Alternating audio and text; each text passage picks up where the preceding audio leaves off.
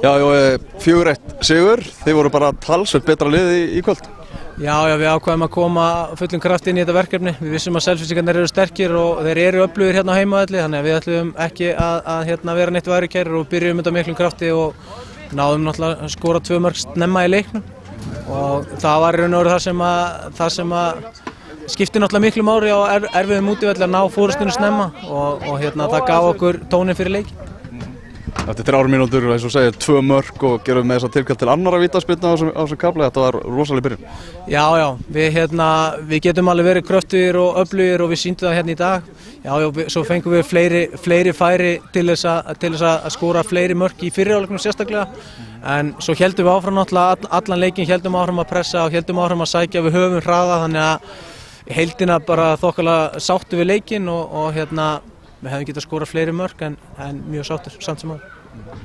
Þú færð að líta rauðarspjaldið, varst óánægður hérna með dómarann í einu atviki og lést í þér heyra. Hvað sagðirðu við hann?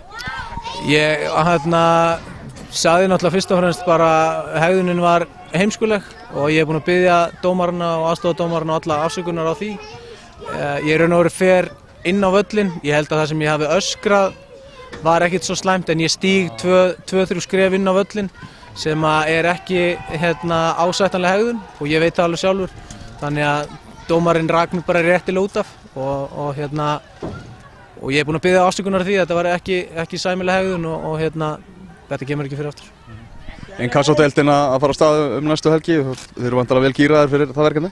Já, undirbúningurinn er búinn að vera náttúrulega eins og allir þekkja, undirbúningurinn er langur hérna á Íslandi en við erum bara þá vel undirbúnir líka. Við erum klárir í fyrsta leik á Akranesvelli og það verður náttúrulega hörkuleikur á móti Leikni Reykjavík en við erum klárir í slaginn og mikil tilhlökkun í hópnum að deildin skuli vera að byrja.